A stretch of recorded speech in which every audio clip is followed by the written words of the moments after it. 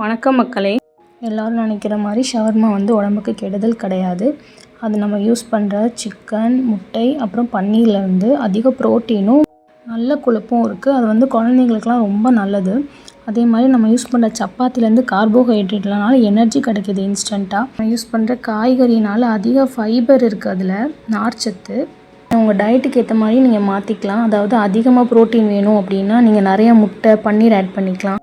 Wait லாஸில் இருக்கீங்கன்னா அதிகமாக காய்கறிகள் ஆட் பண்ணிக்கலாம். இப்போ வாங்க நம்ம வீடியோக்குள்ளே போகலாம்.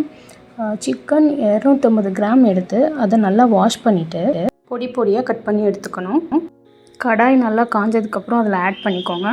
ஆட் பண்ணிவிட்டு ஒரு 2 மினிட்ஸ் கழித்து தேவையான அளவு உப்பு ஆட் பண்ணிக்கோங்க. ஜீரகத்தூள் 1 டேபிள் ஸ்பூன், மிளகாய் பொடி 2 டேபிள் ஸ்பூன், மல்லித்தூள் 1 teaspoon, ginger garlic paste 1 table spoon, அப்புறம் பெப்பர் பவுடர் மிளகுத்தூள் 1 டீஸ்பூன் ஆட் பண்ணிக்கோங்க. அப்புறம் கொஞ்சோண்டு உப்பு ஆட் பண்ணிக்கோங்க. எல்லாத்தையும் சேர்த்து வதக்குங்க. வதக்கி கொஞ்சம் தண்ணி விட்டதுக்கப்புறம் garam masala 1 table spoon add பண்ணிக்கோங்க. அது பண்ணிவிட்டு நல்லா வதக்குங்க. வதக்கிட்டு நம்ம எண்ணெய் சேர்க்காதனால கொஞ்சம் கொஞ்சமாக தண்ணி ஊற்றி வதக்கிட்டே இருங்க, இல்லைன்னா அடி பிடிச்சிரும். சிக்கன்லேருந்து தண்ணி நல்லா விட்டதுக்கப்புறம் ஒரு அரை முட்டைக்கோஸை நல்லா பொடி பொடியாக கட் பண்ணி இதில் சேர்த்துக்கோங்க. முட்டைக்கோஸ்லேருந்து கொஞ்சம் தண்ணி விடும். அது விட்டதுக்கப்புறம் மூடி வச்சிடலாம். அது நல்லா வெந்ததுக்கப்புறம் டேஸ்ட் செக் பண்ணி பார்த்துட்டு அட்ஜஸ்ட் பண்ணணுன்னா உப்பு ஆட் பண்ணணுன்னா ஆட் பண்ணிக்கோங்க. அவ்வளோதான், உள்ளே இருக்கிற ஸ்டஃபிங் ரெடி ஆகிடுச்சு. ஜாரில் ஒரு 2 அவிச்ச முட்டை எடுத்துக்கோங்க. எடுத்துகிட்டு வீட்டில் செஞ்ச பன்னீர் 50 கிராம்ஸ் நான் எடுத்திருக்கேன். அப்புறம் 2 துண்டு பூண்டு, 2 டேபிள் ஸ்பூன் சுகர், அப்புறம் கொஞ்சோண்டு உப்பு போட்டுக்கோங்க. போட்டுட்டு மிளகுத்தூள் 1 டீஸ்பூன், அப்புறம் 2 டேபிள் ஸ்பூன் ஆயில் விட்டுக்கோங்க.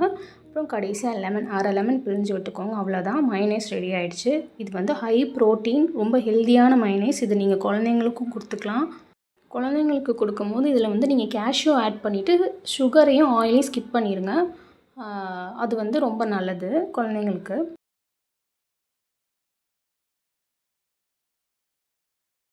இப்போது ஷவர்மா ரெடி பண்ணிடலாம்.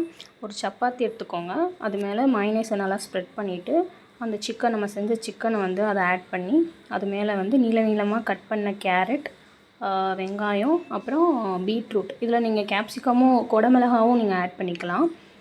கடைசியில் கொத்தமல்லி தூவி விட்டு அதை நல்லா ரேப் பண்ணி தவாவில் சும்மா லைட்டாக ஹீட் பண்ணி போட்டு எடுத்துகிட்டு அப்படியே நீங்கள் நைஃபை வச்சு கட் பண்ணி சர்வ் பண்ணிடலாம். அவ்வளோதான், சிக்கன் ஷவர்மா ரெடி. இது பயங்கர ஹெல்தி.